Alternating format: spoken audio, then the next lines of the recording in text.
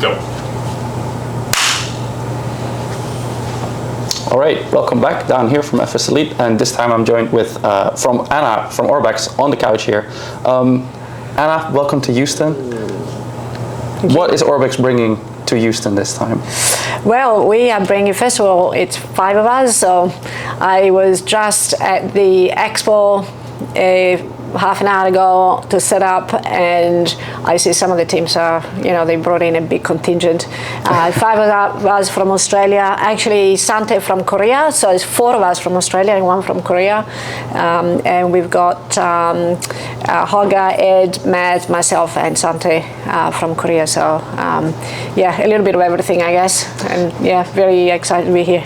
Yeah, that's very exciting. You're certainly right. Some of the teams seem to have brought booths that are larger than the actual aircraft you can see at the show. Yeah. You've got a nicely sized team as well. So what will you be showing off this weekend? The next couple of days? The next couple of days. So we have got, we actually have got a larger space, and we've invited a couple of our partners to sit around with us. So Parallel 42 and MK Studios are also with us, and then we've got some pretty cool gear from Next Level Racing, Real Sim Gear. Real Sim Gear is an Australian company. Next Level Racing also an Australian company, but they do have outlets in the US, and so we've got a couple of really good setups, and Thrustmaster as well. So we've got a few giveaways, and yeah, hopefully people can come and sit down and experience that kind of full immersion thing. In terms of products, we just launched a few days ago. We launched Melbourne Tullamarine, which has been a a labor of love, a long time in the making. Very anticipated by the community as well, I think.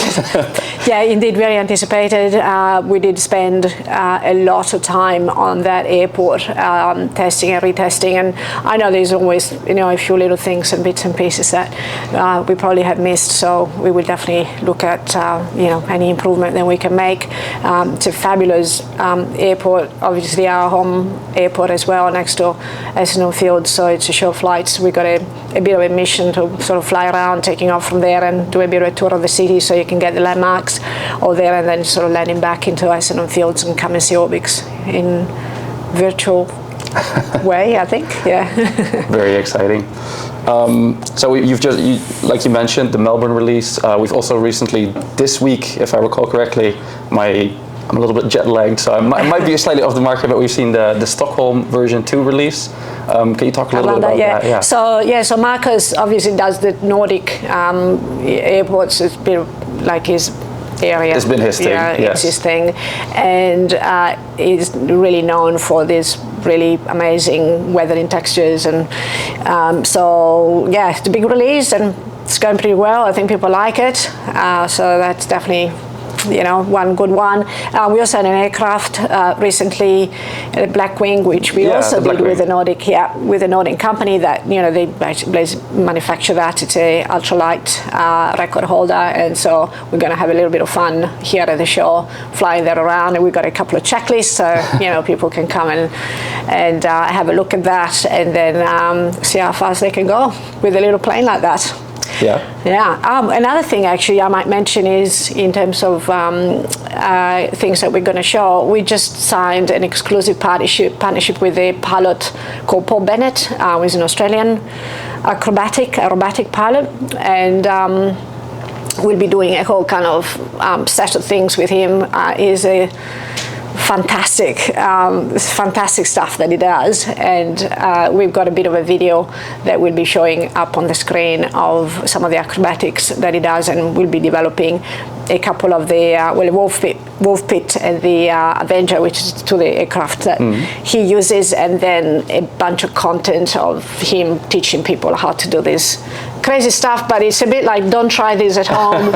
In the simulator is okay. Simulator is a very safe world for that. But no, don't do it in the real world, because it is death-defying, I think. Yeah, fair enough.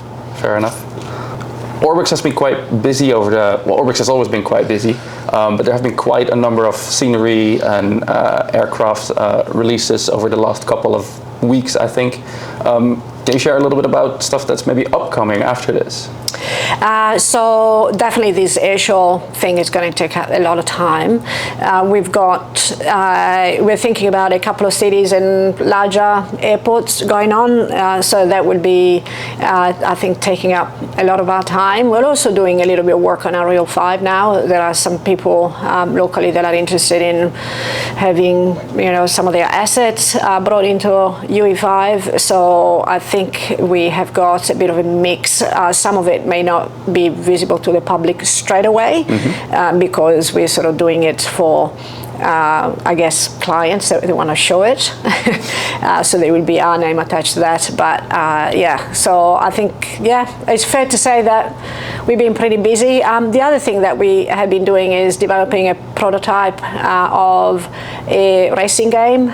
So we've got a bit of a video also to show on that one, and I'll be looking for partners to take it to the next level. Okay, a racing game. So that's a little bit of a diversification there then. I think traditionally flight simulator world and now. It's still flying. It's still flying simulation. Probably not strictly speaking, a flight sim thing. That's not what we do.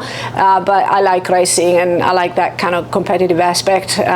We did a few things in the past, like the River Run, which was free around Brisbane, and that was very successful. People really liked it, and I think that having something to do in the simulator beyond the flying in itself. So we definitely are keen to do like missions and those sorts of things. Yeah, and I recall from the past you've released several freeware packs. The river run, race, the river run. What was it called? Fun with Friends. Fun with Friends. Yeah, we did that. And then some of the popular ones have been the Santa. The Santa and the Halloween. We actually finished up. The ABC is the Australian Broadcasting Corporation, and they did a show last Christmas, and they wanted to use our Santa sleigh flying around the world, and sort of distributing presents and stuff like that, which is really funny. But it's part of the fun that we do. But I mean, some of our products do finish up a little bit in the, I guess, more in the, outside flight sim. So Brisbane Airport, for example. So the Brisbane Airport Corporation is actually using that internally. Melbourne, we've got some plans for that, Essendon Field. So I think that, like you say, it's a little bit of, left field, but when you have got a good digital twin of your airport, then people really start to sort of pay attention to that and get interested in what else they can do with it. Thinking a little bit about Orbx in the past, a very large library with products, especially for FSX and Prepared. I think a lot of people have been asking us, will we see these products? Will Orbx bring these products to Microsoft Flight Simulator? I think Orbx is one of those teams that has covered some airports that otherwise might have been left out. Yeah, true. So can you comment on that? So I think that it's a bit of a mix, and we do have a number of people that are relying on us being successful, I guess, so that we can actually pay their salaries, if you know what I mean. So I think that the prepared market is probably it's gone a bit slower. So for X-Plane, we actually saw some interest also when we launched things. So we're definitely keen to continue down that path. And with X-Plane, I'm assuming X-Plane 11, 12. Yeah, that's right. So some of the assets we've actually ported across, and some of them are just brand new. But for Prepared, I think that they probably have got something cooking. So we're really happy to hear that, and it might reignite that market a little bit. So I think that the other thing is that has happened, to be frank, is that the pricing that you see in Microsoft Simulator, people are expecting in P3D, and unfortunately we just can't make products that can pay the bills if the volumes are not there. So it has been a little bit of a commercial decision, I think, in some ways, and I'm sorry that we haven't been as prolific on that as we did. So but our eyes are definitely not off that. Well, that's good to hear, and I think there's still definitely a number of users, I think, on Prepared. So they'll probably be for sure. Happy to hear. I mean, our regions have been to reinvigorate the market a little bit. Our regions have been very successful and fantastic, I think, for the users. So that's something that we would definitely like to. Those were probably one of the. I mean, I can't myself included, I can't think of anyone that was flying prepared without the OpenLC Yeah, and the that's region right. packages and For sure. the textures. So. Yeah. No, very for good. sure. For sure. Maybe I can ask you, Orbx has a number of indie developers. They're always quite popular with the stuff that they bring out. We already touched upon Marcos a little bit with his Stockholm release. You have a number of other indie developers.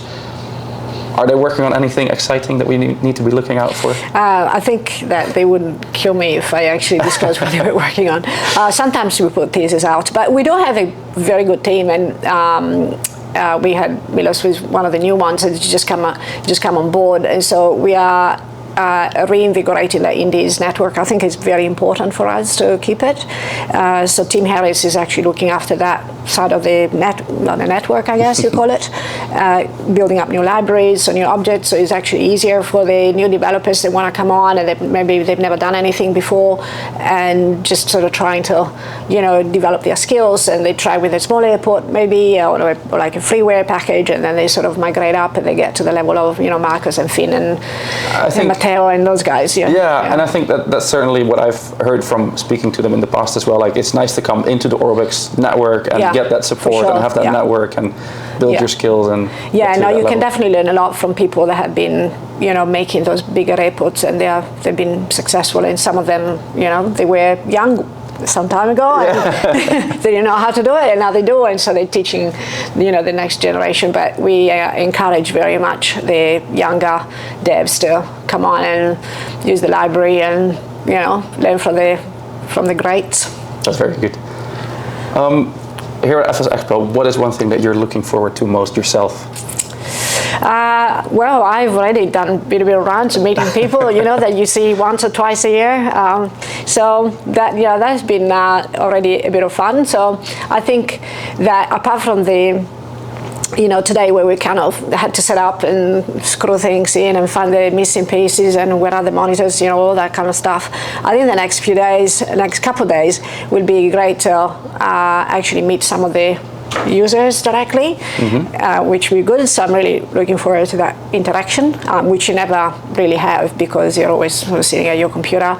And then some of the other guys. So I went around and said hi to a few people, and I'm sure there would be more kind of opportunities. A couple of the social events as well. So I saw that a few people sort of sponsoring those ones. So so I think it'll be fun overall. So you guys should have fun too, and not just kind of I think we'll have some fun on the side as well. That's good. Not just work. Not just work. Yes, exactly. Anna, it's been lovely talking with you. Thank you, Dan. I want to thank you very much for your time. Thank you. And have fun here in Houston. Same to you. Thank you, guys. Thank you.